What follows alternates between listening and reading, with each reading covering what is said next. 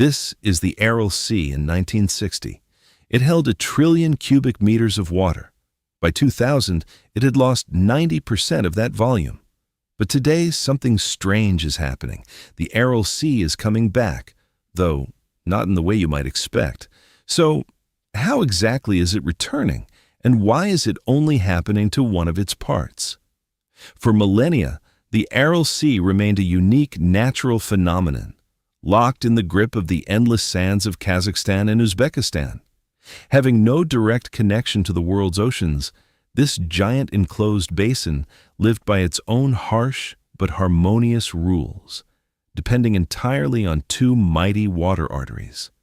From the south, the Amu Darya carried its turbid and turbulent waters, while from the north, the Sir Darya fought its way through the deserts, creating a perfect natural balance at the very heart of arid Asia.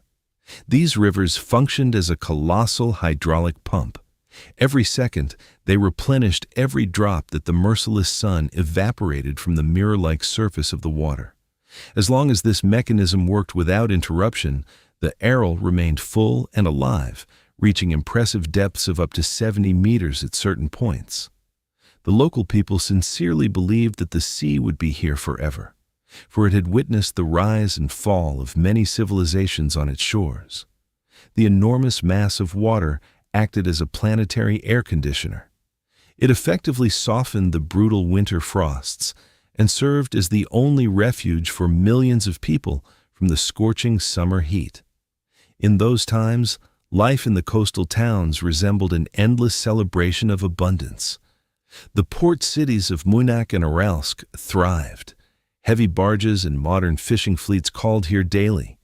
Thousands of workers labored at the enormous local canneries, processing tons of carp, bream, and the legendary Aral barbel.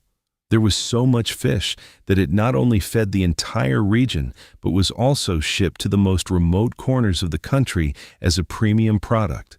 The water in the sea was so clear that on bright days you could make out the detailed relief of the seabed at depths of many meters.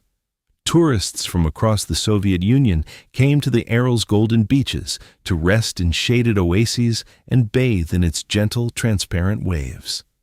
Yet behind this idyll lurked a frightening secret that was ignored for a long time. On old maps, the sea's boundaries were sometimes drawn entirely differently, as if the sea had already vanished and returned from oblivion in past eras. This suggests the unsettling possibility that the Aral possesses its own mystical cyclical rhythm, which humanity crudely disrupted through its intervention. In those years, no one wished to notice the barely perceptible signs that the great equilibrium was about to be sacrificed. Nature seemed to freeze in anxious anticipation of the moment when mankind would finally decide it was wiser and stronger than the elements themselves, with no idea of the monstrous price it would have to pay for such arrogance. In the early 1960s, the Soviet leadership made an ambitious but fatal decision to transform the arid steppes of Central Asia into the world's largest cotton field. Cotton was officially called white gold. It generated colossal profits, but demanded truly monstrous reserves of fresh water. To irrigate the endless plantations, engineers began carving giant water channels straight through the scorching sands. The main symbol of this era was the Karakum Canal, stretching nearly 1,000 kilometers, a distance comparable to the journey from Moscow to Berlin. Thousands of workers and heavy machinery bit into soil that had seen no normal water for entire millennia. Officials reported record harvests and labor feats, completely ignoring the terrible cost. For every sack of cotton picked, the Aral paid with its own blood, gradually being deprived of its vital sustenance. The process of the Aral Sea's destruction looked terrifyingly simple and mundane. It was not pumped dry by powerful machines. The valves on its two main natural arteries, the Amu Darya and the Sir Darya, were simply shut off. Almost all the river water was mindlessly redirected into hastily dug trenches that did not even have protective lining. As a result, nearly half of the precious moisture was uselessly absorbed into the sand, never reaching the fields, let alone the seacoast. Left without replenishment under the scorching sun, the sea began to rapidly shrink and dry out. At first, the falling water level was taken for a temporary drought, but reality soon struck. Fishermen were horrified to discover that their jetties now towered above the ground like strange and useless monuments. The worst began when the shoreline started retreating from the towns at a rate of hundreds of meters per year, leaving behind only a dead salt crust and a heavy silence. By the early 1990s, the Aral Sea had definitively lost its integrity.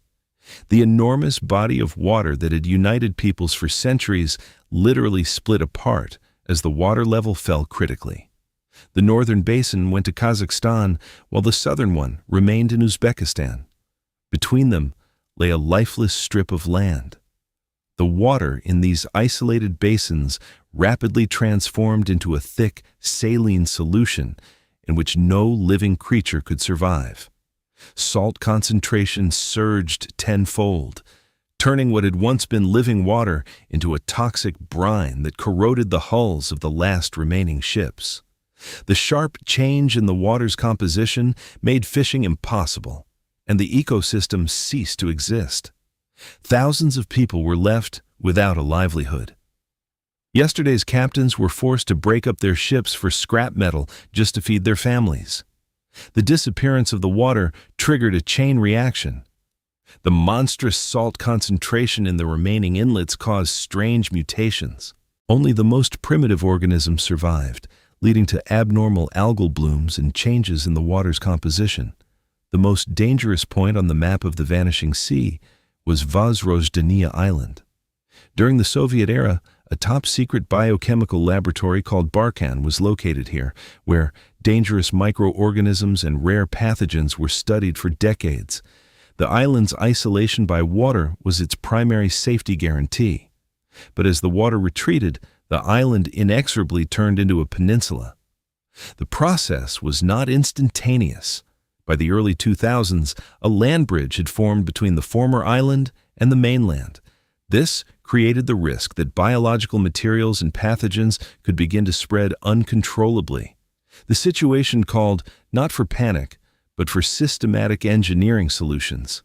In 2002, a joint expedition of specialists from the United States and Uzbekistan was organized. As a result of the unique deactivation and cleanup operation on the island's territory, the area is now under permanent ecological and epidemiological monitoring. Although nature is gradually taking over, turning the former test site into part of the Aralkum Desert, Vozrojdeniya Island remains a grim reminder of how fragile the line is between scientific progress and global catastrophe. The drainage also exposed the region's hidden history. On the former seabed, archaeologists discovered the ruins of ancient settlements and mausoleums, confirming the theory of cyclical changes in the Aral's water level in the past. With the water, life itself left the region. Lighthouses that once showed the way through fog now stood uselessly above sand dunes dozens of kilometers from the surf. But the most terrible consequence was the giant dust storms that rose from the exposed seabed. Tons of salt mixed with herbicides and pesticides were caught by the wind and carried over colossal distances.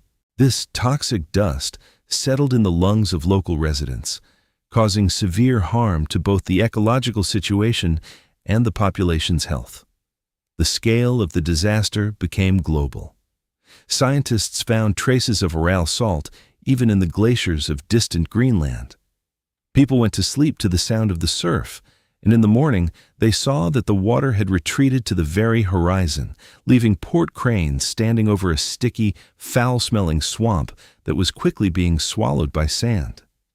When the sun set over this man-made desert, local residents began to notice strange things. People said that on quiet nights, the ghostly roar of waves could be heard from the direction of the former shore, even though there had been no water there for many years. Some saw frightening lights on the masts of abandoned trawlers, It seemed as if the sea did not want to leave entirely, leaving its ghosts in the sands as an eternal reminder of human arrogance.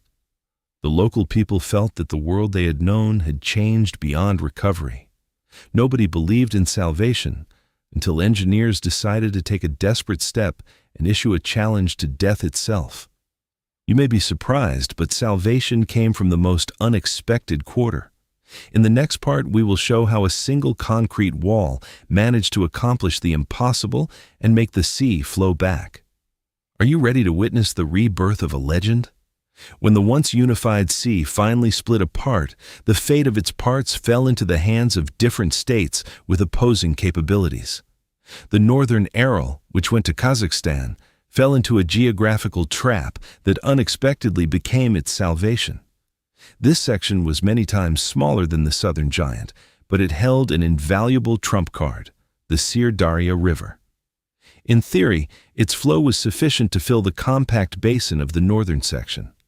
At the same time, the vast southern Aral in Uzbekistan faced catastrophe. Due to its enormous surface area, evaporation was outpacing the water's arrival. Reviving such a giant would have required volumes that the country simply did not have, given the demands of agriculture. This fatal disparity in resources dictated two completely different scenarios for the neighbors in the Great Ecological War. Kazakhstan embarked on a risky experiment, deciding to revive its part of the water area through engineering ingenuity. The idea seemed mad: to build a powerful barrier and lock all the river water in the northern dead end, preventing it from uselessly spreading across the dead southern desert. Local residents initially did not believe in its success, but the authorities understood that without a concrete wall, the Syr Darya would simply spread across the scorching bed and evaporate in an instant. A unique operation to artificially bring the sea back had begun. People held their breath watching heavy machinery move toward the isthmus that had once divided a single whole. Nobody knew whether nature would accept this man-made barrier or destroy it at the first serious storm. In Uzbekistan, the situation was viewed with harshness and pragmatism, effectively acknowledging that the southern part of the sea was lost forever.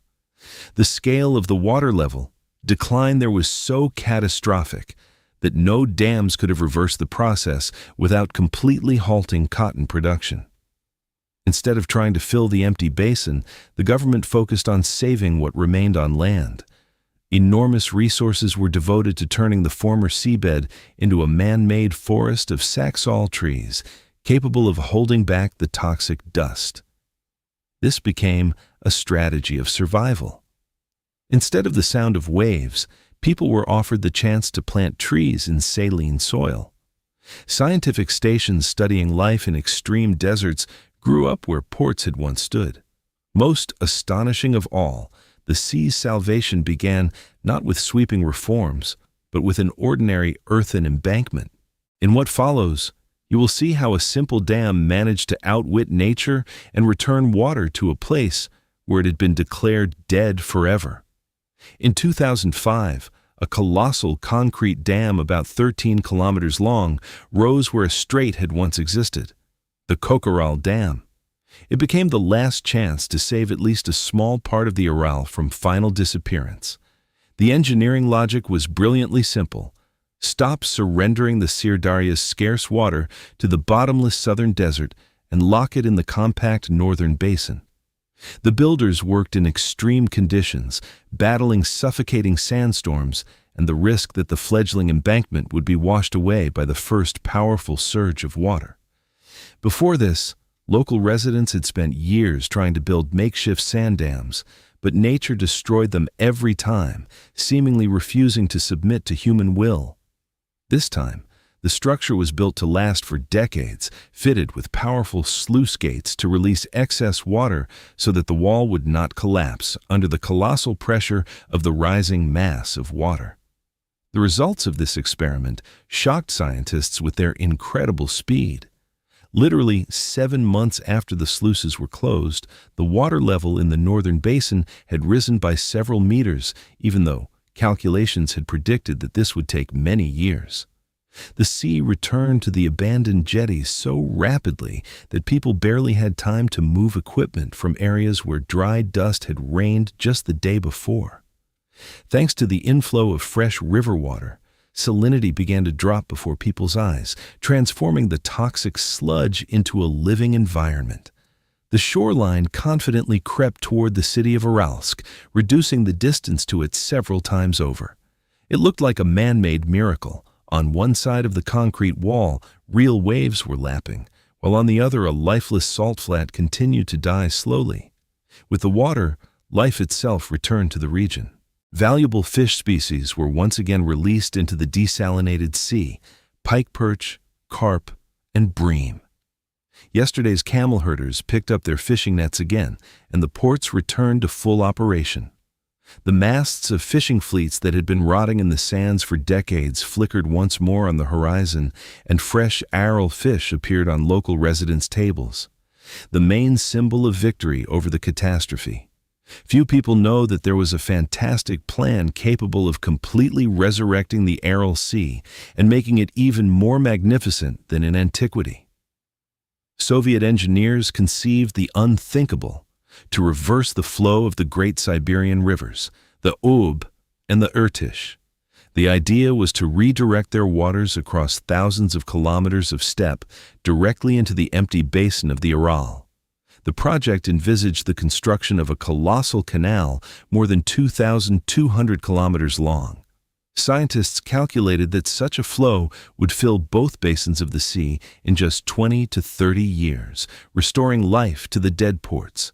Equipment was already prepared, and trial channels had even been laid on some sections. It seemed that mankind was about to accomplish the impossible and correct its fatal mistake. However, in 1986, this grandiose project was halted. Politicians and ecologists were horrified by the unpredictable consequences. Diverting such an enormous volume of water from the Ob and the Irtysh could alter the salinity of the Arctic Ocean and disrupt the climate of an entire hemisphere. Furthermore, the operation of the giant pumps would have required the output of several nuclear power stations. Enormous territories in Siberia risked being turned into swampland, and unique forests would have gone underwater. In the end, the project was buried under a secret classification, and today it is recalled only by abandoned clearings in the taiga. The dream of the Aral's full restoration shattered against the fear of nature's uncontrollable wrath. Today, the southern part of the sea is turning into something entirely different. On the former seabed, Uzbekistan's authorities are creating a giant man-made forest, planting millions of saxaul trees directly in the saline soil. This plant survives where everything else perishes, and its roots prevent toxic sand from spreading for thousands of kilometers. Wild animals now graze on the seabed, and dense thickets of shrubs grow there, resembling the scenery of a film about the future. The southern Aral has ceased to be a sea, transforming instead into a unique living shield. Most intriguing of all is the fact that beneath the layers of sand and new forests, researchers continue to find traces of ancient civilizations that the water had reliably hidden from us for centuries. Today, the fate of the Aral has split into two different stories. While the Kokoral Dam demonstrated phenomenal results in its very first months, Kazakhstan's current plans are focused on further raising the water level and achieving the sea's definitive return. In the south, meanwhile, people have acknowledged defeat and are trying to tame the desert with forests. This divided world has become a living monument to how easily mankind can redraw the map of an entire continent, and how agonizingly difficult it is to correct such mistakes afterwards. We have learned to build giant walls, but we have never fully managed to return what nature created over millions of years. The rusting hulks of ships, now standing amid young forests and new bays, will forever remain a reminder of our arrogance. The Aral Sea will never be what it once was, but it has taught us caution. Every new wave in the north and every tree planted in the south is a long step toward reconciliation with the planet. Write in the comments, whether you believe in the sea's complete rebirth or whether the age of great bodies of water has passed beyond recall. Subscribe to the channel so you don't miss new stories about how we are changing the face of our planet. There are many more mysteries of the Earth ahead for us to unravel together.